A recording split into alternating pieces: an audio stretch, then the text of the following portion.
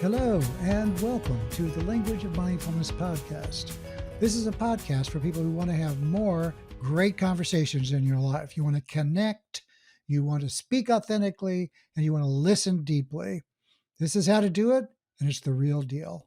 So why should you listen to the Language of Mindfulness? Because in every episode, I'm going to give you tips and guidance I've learned in my pretty extensive career of coaching and practice from the best and brightest in the field of interpersonal communications, public speaking, meditation, group leadership, and somatic psychology. And we're going to have interviews with some amazing people about their groundbreaking work. It's my goal to give actionable and uncommon tips and advice in every episode that you can implement right away. So subscribe or follow now on Spotify, Apple Podcasts, or wherever you listen to your favorite podcasts. And if you don't listen, you're going to miss some great stuff that you just won't hear anywhere else. I'm your host, Brett Hill, and welcome to the Language of Mindfulness. Hey, this is Brett Hill. I wanted to talk today about something that has been on my mind recently, and it has to do with the way that we interpret what other people are thinking or doing, or what they mean by that. There's a thing that can happen whenever let's say someone walks in the room and they say, "Hey, that article that you wrote, it really didn't hit the spot," or maybe someone texts you back and says something, "Oh, I thought I was going to be able to meet tonight, but I can't." And in other words, there's something that happens that's unexpected, and you're trying to figure out what to make of it. It's kind of like, well, okay, what does that really mean? Like, oh, it didn't hit the spot. What does that mean? Are they trying to say something about that article? Are they trying to say something about the way that I write? Are they trying to say something about, are they mad because of that thing that happened last week? And the same thing happens, someone texts you and you get disconnected from an expectation that gets set up like you thought you were going to meet with them and they're not, and they don't really provide a meaning. Or maybe you email somebody, and of course this is very common in business. You email somebody, or you have an online conversation or some way of connection, and you're expecting a follow-up, and that just doesn't happen in the amount of time that you think it should. And so what happens then is our brain can go into overdrive in terms of what to make of it. And this is no one's fault. This is just the way our brains work. We're wired to make our worlds make sense, right? So when something happens to you that you don't understand, or it doesn't fit with your expectations, your neurology will go into overdrive trying to create a story for how can that event make sense? And so consequently, you can really have a lot of energy, and you'll notice, I'm really spending a lot of time trying to figure this out, but you won't necessarily notice that you're doing that as much as you'll notice that you're really driven, you're obsessed in a way, or you can be like really over-processing, overthinking, trying to make something of it, right? I just don't know what it means. Frequently, for example, let's say you're for a job interview, and you hear this a lot. Well, they didn't get back to me. What does it mean? Does it mean that they're never going to? Does it mean they didn't like me? Does it mean I should just wait? And so you rightly can go into this state of anticipatory unknowing. And it's like, how do I deal with not knowing? And that becomes the question mark from a mindfulness perspective is, what's your relationship to not knowing? What's your relationship to uncertainty? And very frequently, like I was saying, people want to go into overdrive to create an understanding. When I hear that for people, and I notice it in myself, of course, is to take a breath and relax if you can around what it all might mean. And this is a thing I call the tyranny of meaning. It's like trying to make meaning out of things when you don't have enough information can drive you batty. And we live in a world where we're missing a lot of information. And so consequently, you can spend a lot of your time obsessing and overdriving and overthinking scenarios where there are big gaps. Now, that doesn't mean, of course, you just let go and forget about things, but it does mean trying to find a balance, trying to find what's an appropriate level of concern, what's a balanced level of concern. If someone doesn't get back to you about a job interview and they never get, like a week goes by, well, that's worth a ping. If it's like the next day, the next hour, maybe not so much.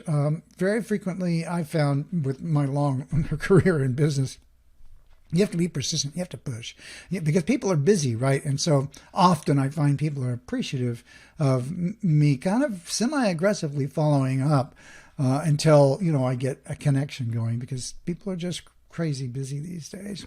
But on a more personal side, it's like there are lots of reasons why people might do what they do. And people will say what they say and do what they do. And you will not necessarily understand why. Now, there is another aspect of this. So the first part is like to avoid the tyranny of meaning as much as you can by trying to unplug the driven aspect of trying to understand something that you don't have enough information about. This is particularly true in relationships or intimate relationships where someone says something or, gossipy, and why did they say that? How could they do that? What's up with that? That was so mean. Or that was unfair. Absolutely, that could be true. But here's the other aspect of this. I have had the great good fortune, and some of it was me just seeking this out as well, of studying with some fabulous, amazing, world-class therapists. I trained to be a somatic psychotherapist, and I didn't follow through with all the stuff you have to do to actually become a certified therapist, because it's, a state certification, state level qualification, and there's just so much involved in it. And I really wasn't interested in working with institutions or organizations or supervision around meeting with people, because back in the day, whenever I was interested in it, it wasn't so much about meeting with people as much a focus on abnormal psychology. It was like a whole lot of focus on people who were, kind of borderline personalities, and not that I have anything against that, of course, but it's like that's just not where I'm best suited. I was much more interested in kind of the more mindful approach to how can we be healthy, how can we be engaged and connected. And of course, in some cases, you're going to encounter people who have significant problems along that because of neurologically they're wired differently through no fault of their own. But that's not where my calling is in working with that population. And so consequently, I just didn't want to spend years and years and years of work in that world and then pivot once I got my certification to go. So instead, I just said, screw it. I'm just going to continue to work in technology and study this with the best people I could find. And now I'm doing coaching full time. And I'm using a lot of the techniques that I learned from these people because they apply in a coaching world as well as in a psychotherapy world. And I want to be clear that, coaching and psychotherapy are overlapping but distinct. And that's a whole other podcast we'll talk about sometime. So what I wanted to say that I learned from my studies in somatic psychotherapy is that everyone has a yes for what they do. Let's say that someone is about to rob a bank, right?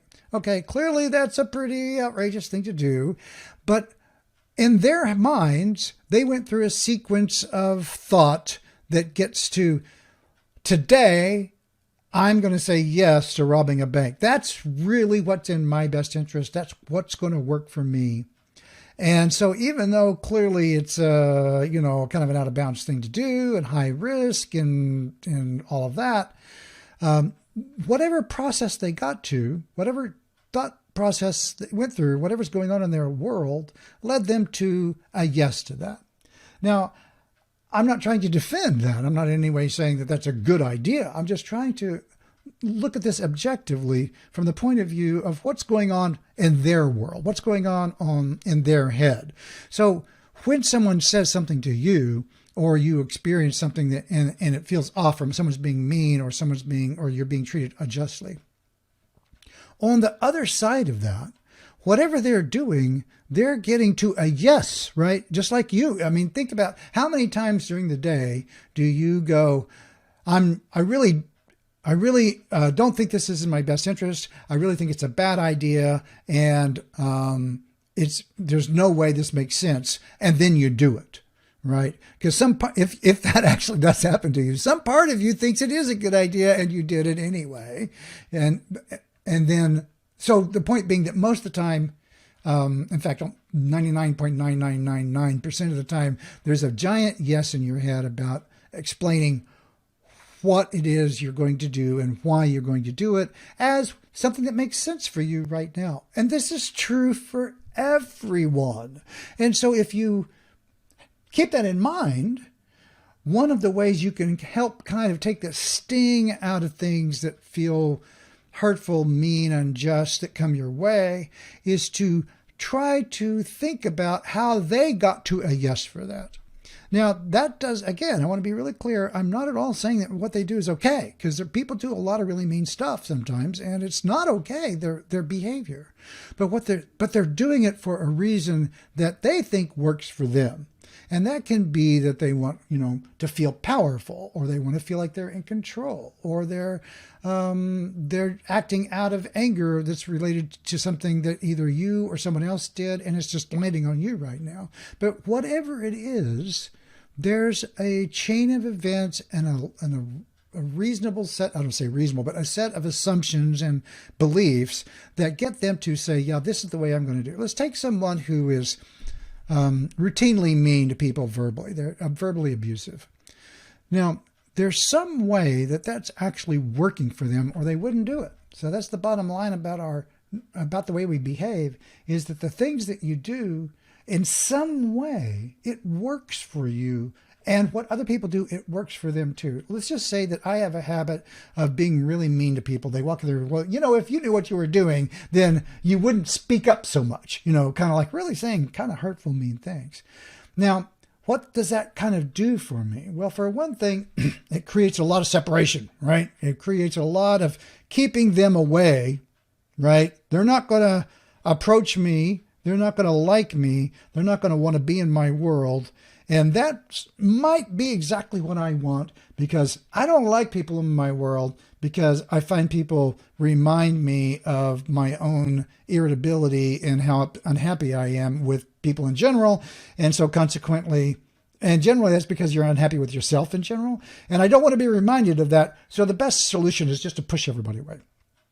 Now, the angry aspect of it, like being mean and hurtful to people, can come from, I need to feel strong. This is a way I can feel strong. So if you think about it, when people that are really aggressive with other people, it's what's going on for them? What's the bonus? What's the win for them? And one thing that can happen is that people get to feel themselves being really strong. So it's like they can be saying something like, well, you don't really know what you're talking about, and I really think you should. Okay, well, there's a lot of energy. You can hear the energy. You don't really know. You can hear the strength and the anger and the fire in it. Now, those could be, if you were just takes, is strength and fire and energy, are those good or bad things? Well, they're not necessarily good or bad. It's just a state of affairs. It's kind of like, is a powerful tool, is like a giant backhoe at a construction site a good or a bad thing? Well, if you use it constructively, it can be good, or you could devastate an entire urban area with one and it wouldn't be so good. So it's not in and of itself good, but how you relate to it and how you use it can matter. And so what I'm trying to say here is that someone who continuously is overdriving is relating to that energy in a way where they are identified with the fact that this is the way I can feel strong. I can feel myself sitting up and taking control and being authoritative. Now, and that can feel good, right? It can feel good to be in control and authoritative and managing and asserting and all of that. Now, they've got it wired up with some pretty bad behaviors, but somehow that behavior is working for them as well. Now, the problem is people on the other end of that, they're going to go, well, this person's being a jerk, and they are, right? So how do you relate to that? How do you want to? Well, there's lots of ways to relate to it. You can just back off, and that might be totally legit. You can just say, hey, they're just being a jerk. The other thing is you can not buy into the hook. The hook is, well, if you knew what you were talking about, you wouldn't speak up. Okay, that's the hook. That's a real insulting thing to say to somebody. Well, okay, now let's flip it around. Let's say that you're vulnerable there and you feel like you haven't really kind of stepped into your authority, of what I call your embodied authority. You don't necessarily know who you are so well. And so it's kind of like, whoa, that's a real hurtful. I'm really trying my best to speak up and that just really hurts, right? Okay. Yes, it can. And for a lot of people, it really should. I notice as I say that, I'm feeling a little hurtful. It's like, whoa, I feel sorry for this imaginary character I just invented. So the point there being, though, another way to be is like, okay, wait, I know who I am, and I do know what I'm talking about, or at least I know the boundaries of what I know what I'm talking about. And I realize this person is being too aggressive and they're just being mean, right? And in that case, I'm just noticing, okay, they're all amped up. They're attacking me personally, but I'm not going to take it personally because it doesn't matter what they think. Now, maybe they're your boss or they have some authority, in which case there can be, actual impacts to this power. The power dynamic is such that this can matter. And so, you might have a more invested interest in how this works out. But even in that case, even more so, you want to be in a situation where you can, from a embodied, empowered, unhookable way, where you're not so easy, you can't be hooked into the power dynamic that they're putting out. Because the power dynamic they're putting out is not that I'm your boss. It's I have authority over you because I'm just literally overpowering you. And so it's actually, in my book, it's a form of violence, but that's a whole other topic. So you can just if you're really in this place, you could get curious about what's going on.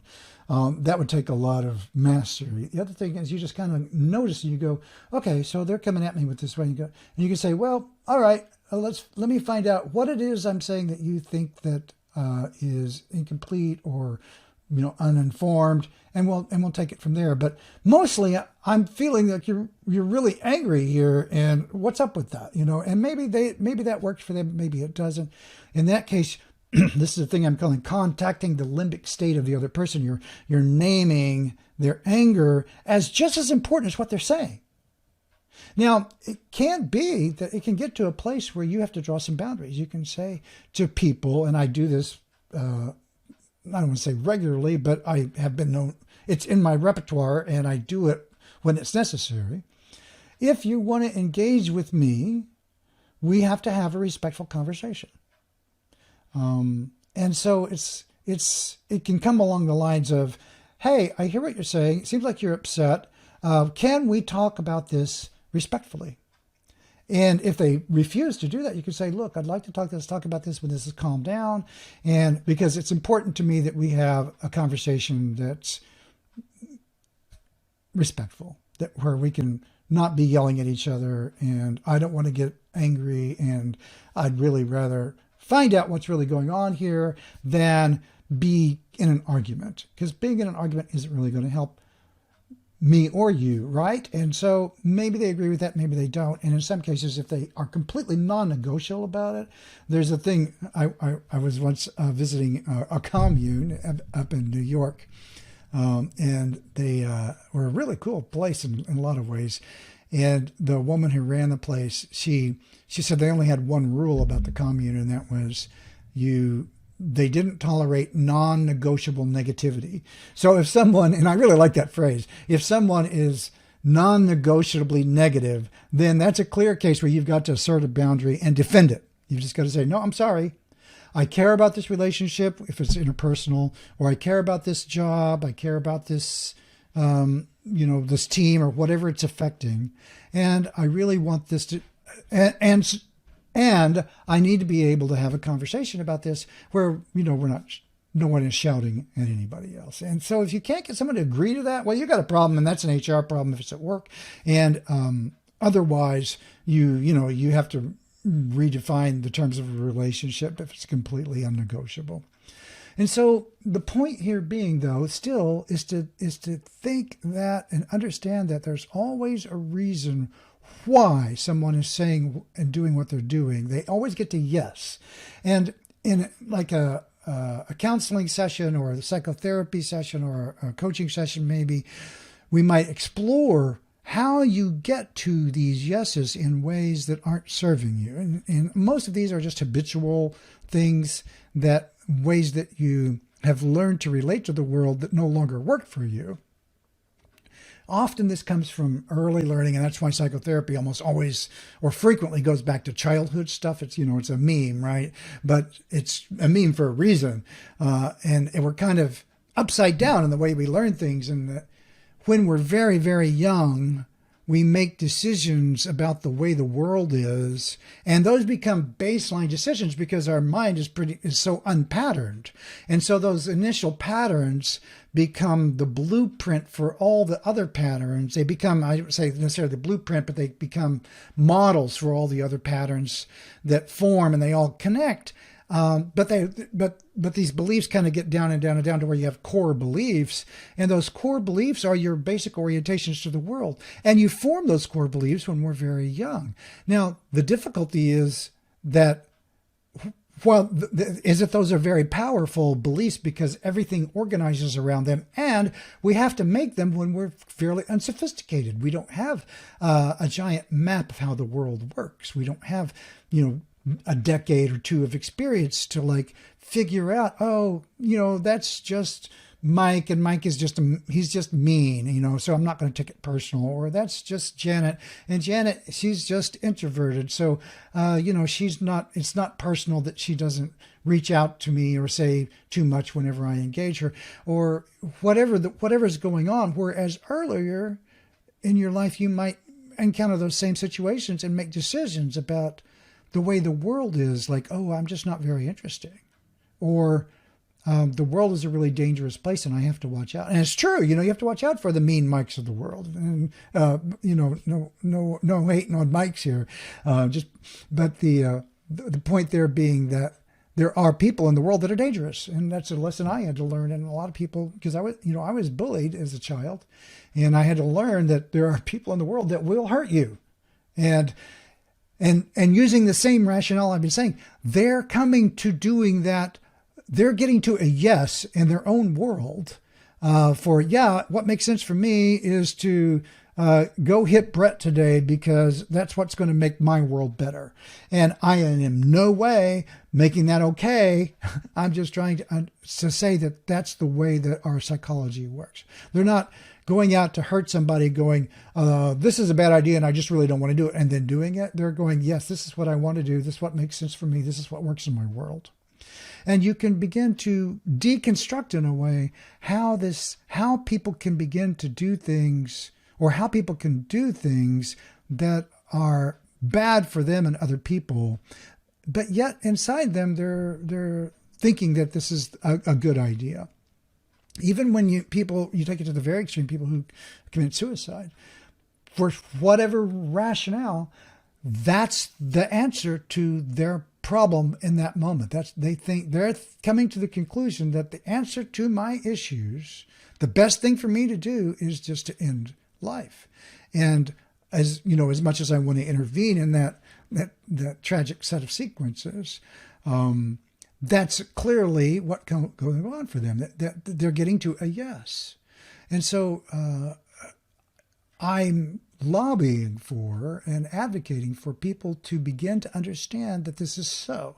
And consequently, whenever you encounter people who are acting in bad ways, or acting in ways that are having negative impacts, let's say, then you can begin to think about, well, how's that working for them?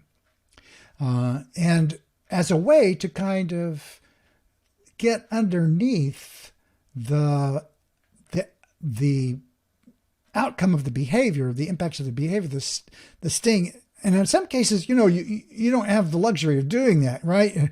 We're not all hostage negotiators walking into like, well, I'm going to pull the trigger here on a bunch of people, and you want to get, into the mind of the perpetrator in this case to try to figure out, well, what's driving this person? What's going to work here? I'm reminded of a story by Andrew Harvey, who is a mystic that I follow sometimes, and he tells a story about how I forget where he was, on a subway or I think it was, and a guy sat next to him and pulled out a knife and said, "I'm going to kill you." And he wound up talking to the guy and just kind of connecting with the guy. And it took I think 8 hours of talking to the guy to where he kind of got the guy to kind of calm down and stuff. But he connected the guy personally rather than reacting so much to the threat on his life, which is a fairly intense thing to imagine, right? So he just decided to deal with the fact that somehow this guy had gotten to, this is what the best thing for him to do is. But rather than react to the obvious risk to himself, he started talking to this man as an injured soul, and it worked for him. Now, I'm not suggesting that that's the best plan of action for a lot of people. He's a skilled communicator and skilled at creating heartfelt connections with people. And you know what? That's a skill that we all can learn. That's a skill that we all can learn. We can all begin to feel more about what's it like to be someone who is so constructed in such a way that they're actually hurting other people as a way to feel good about themselves. What must that be like? What goes on for that person?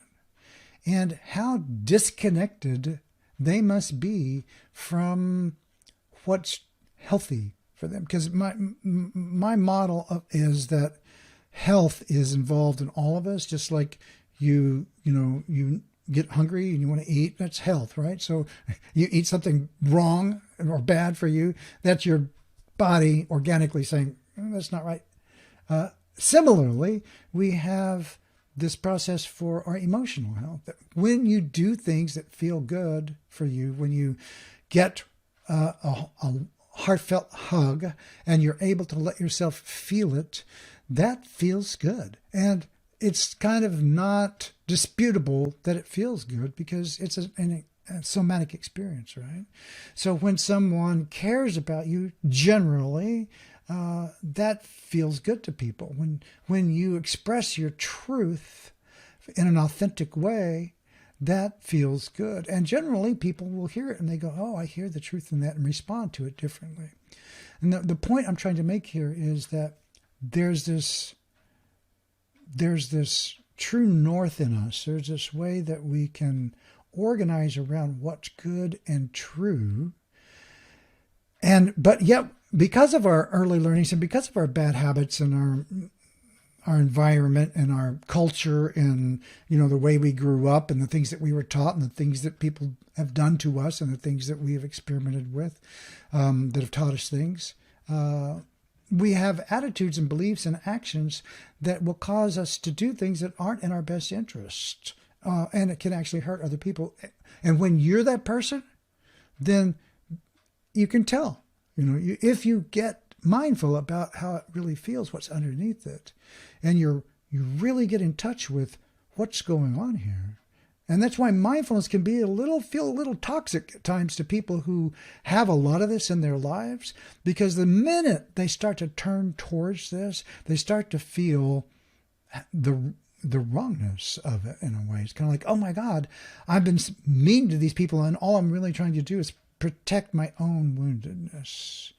Because, I got beat up, and so I decided the only way for me to get through the world is to beat up other people, because if you show any weakness, you're going to get hurt. And so it's really super risky for me to show any weakness, and for all costs, at all costs, I'm not going to do that. And the minute you start to examine that in a more full way, you realize that that's not really going to work for you in every scenario in the world. It's kind of like you got a baby being born and you don't want to show any weakness, right? So I'm just going to yeah, okay, great. Stiff upper lip about it. Well, what the heck? No, that's, if you ever want to have a time to let down and be, a ball of mush about what an incredible experience you're having, that would be one of them, right? So why not let yourself have those magnificent moments? Why not? Because in order to do that, you have to open yourself up to all this other stuff that you're feeling as well. That's the way this opening works. And here's the final piece I wanted to say today. When you open the door to your feelings in yourself, what happens is it opens the door to everything that's in the jar of you, everything that's in the experience of you. And when you're resisting certain experiences, let's say you're resisting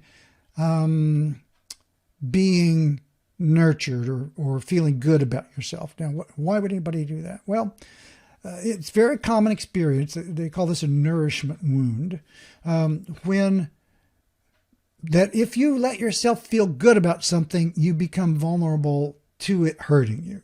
And so this happens when people get heartbroken over relationships. So, I'm never going to love again. I'm never going to love again. Right. Okay. Right. So it's like, you're never going to love again because it hurts too much it hurts too much when it goes away. And so this can happen, particularly in early childhood. People can learn, I'm never going to get attached to people. For example, you see this a lot in military families or children who have moved around a lot. They move from place to place, like every 2 years, every year and a half, 2 years, they've moved. Those people really develop serious issues around connecting because they learn that people just go out of their lives. Now, I remember the first time that happened to me. I remember the moment I learned, oh my God, people can just disappear from my life. I had a friend in first grade, and we were best buddies, man. We were tight, and we really cared for each other, and just the best time ever. And then one day he said, I'm leaving in 2 weeks. And you know what? It just went over my head. I was in first grade. I didn't care. I was having a great time every day in my school. And I was very happy at that level of my life. A very imaginative, playful child. And then the last day, I'm out at the buses, and he's going, goodbye. And I'm going, bye. And he goes, and Charles grabbed me by both shoulders. He says, Brett, don't you get it? I'm never going to see you again. And I kind of dropped. I felt my heart just sink, and I didn't get it. I hadn't understood. And it hit me like a brick. Oh my God. He's going to go in. I am never going to see him again. And I was completely unprepared for that. And that stuck with me. It's like, people can just waltz out of it. And, I had good warning in this case, but that was the first time I realized that people can just come and go from your life suddenly. So, and now, fortunately for me, that didn't result in the kind of thing I'm happening. But imagine if that was your routine, that happened to you every couple of years. Everybody in your life changed. And that happened through your developing years. So what kind of relationship do you develop to relationships in that case, right? Well, it'd be very simple for someone like that, in their early 20s now, let's say, they're on their own and they're settled in one place. A significant other, a potential good significant other shows up in your life and they go, I'm just crazy about you. And they're going, oh, that's great. Thanks. Let's have dinner now. Kind of like there's no connection. There's no Velcro there. There's no stickiness there because they've rehearsed over and over and over the practice that I just don't get close to people because they can go away. And that's been a fact of life for that person. And so it's true. It has been true, but now it's not. So it's been well rehearsed belief that's in their bones now that it's not okay for me to get close to people. Now, what's that person supposed to do whenever they do want to get close? Because then they do want to, and they find that they can't. And so they're going to wind up in relationships where their partners are saying, well, you just never really open up and never connect. And it could be true. So what happens when that person starts to work on themselves and starts to get mindful is they start to become aware of the way that they resist, because that's what you become aware of when you start to be mindful. You become present with your experience. And so someone is saying something nice to you, and you become present with your experience of resisting it. You become present with what it feels like to just let it be water on the duck's back, so to speak. It just flows off of you. Don't let yourself feel it. I remember in my own process, in a therapy session, when a therapist said to me, well, I don't think you're someone who takes in when people say good things to you. And I thought, oh, you're right. And so I made it a practice now. When someone says something nice to me, and this is something I coach people with as well, you pause and you breathe it in. Let yourself feel it in your heart, in your mind. You let it expand in you if it wants to. You let yourself feel good about it. After all, it's just a freebie. It's just it's just like a good, yummy thing coming your way.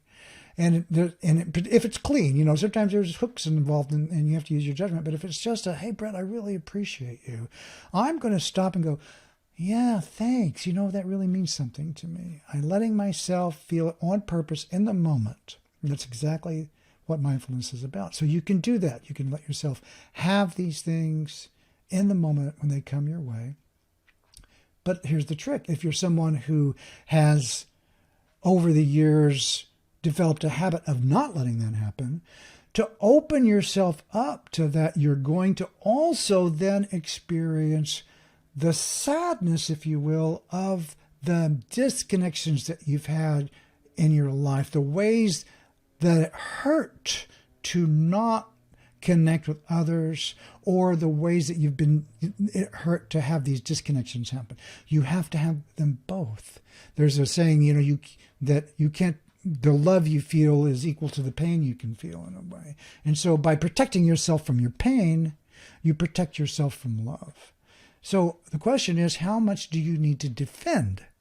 And so if you're defending yourself from your feelings, you're also keeping away the goodness. And if you want the goodness, you have to let yourself experience all of what it is. Now, it doesn't mean amplifying or wallowing in the suffering that you may have that isn't felt, but it does mean saying yes to the fact that that is true for you, that it's there, that it's something in your world, and it's just a fact. It's just like, if you got shot in the leg or you had a limp, and it's just a fact of the way that you walk through the world. Denying it doesn't make you walk different.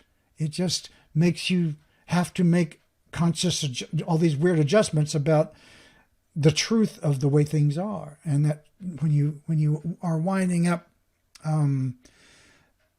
refitting the experience that you have to map to your judgments, that winds up being the literal definition of neurosis. If people are telling you you're an angry person and you think you're a calm person, and everyone is telling you you're angry, then you have to go through some gyrations to remember what I said before. We are aligned to make sense of our world. So you're going to have to make sense of that somehow. Oh, everybody in my world is saying I'm angry, but I don't feel that. So they must all be wrong, or they don't understand me, or they just don't know that. Somehow you're going to make it okay for you. And that disconnect, that's neurosis. That's anxiety. That's tension. You're going to wind up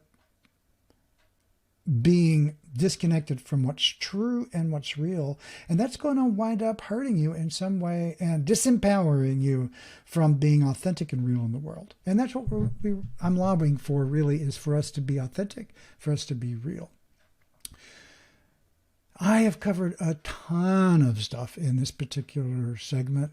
We've talked about how people, the tyranny of meaning, how people work to make sense of how other people behave, and perhaps overworking, right? And relaxing around that so that you can find a balance between what you need to try to understand and what you just need to let be.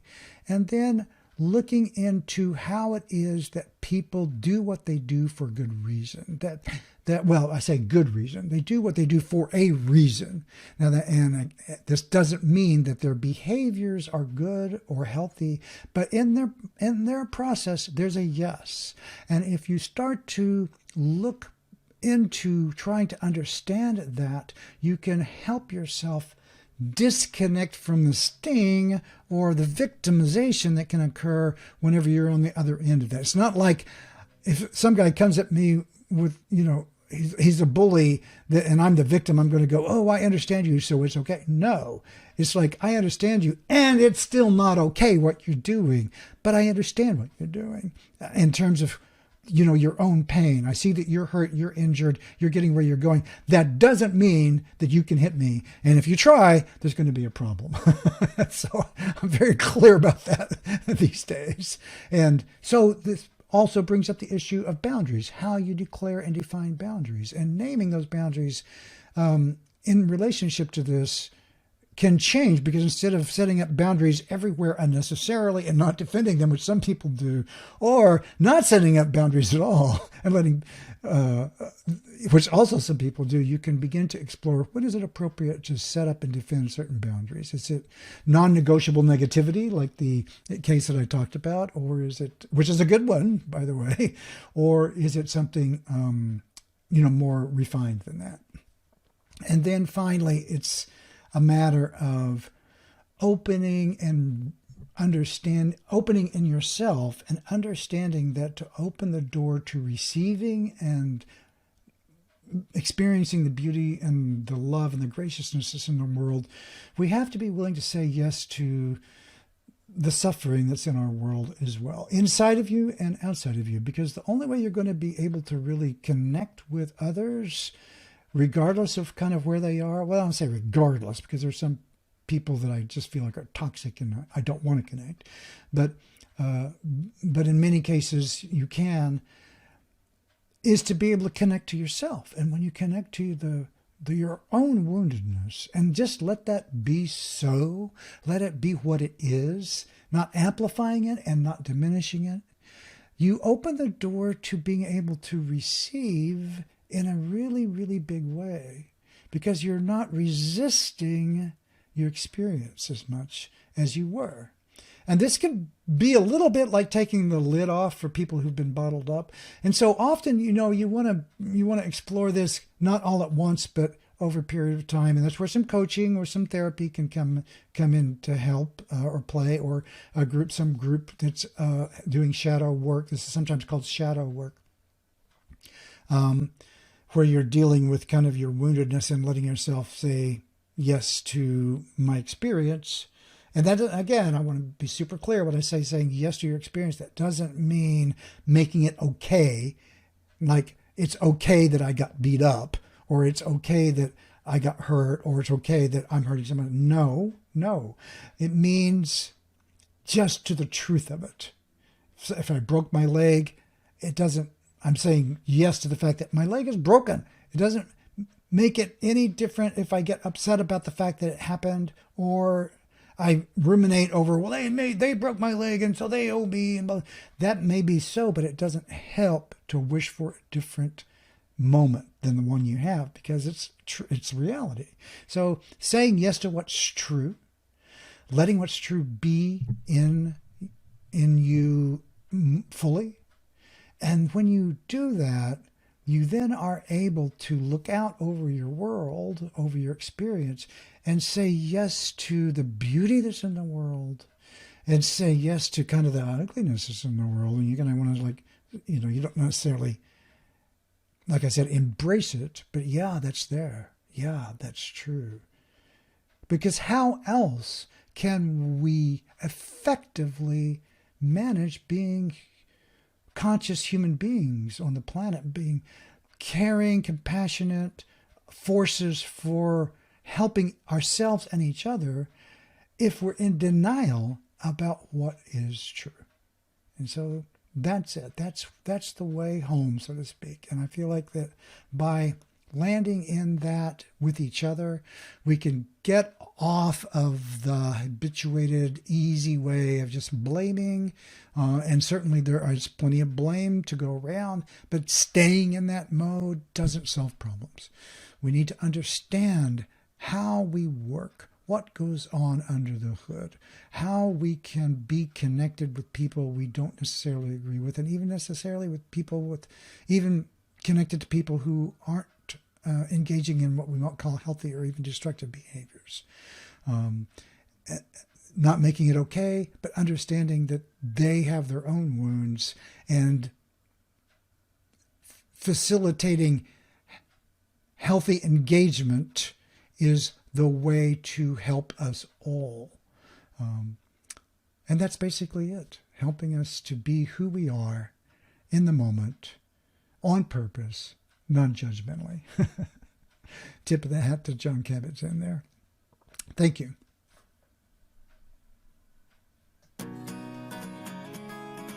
So that's a wrap on today's edition of the Language of Mindfulness podcast. We hope you've enjoyed it. If so, please leave us a review on iTunes and follow along on whatever podcast platform you're listening on.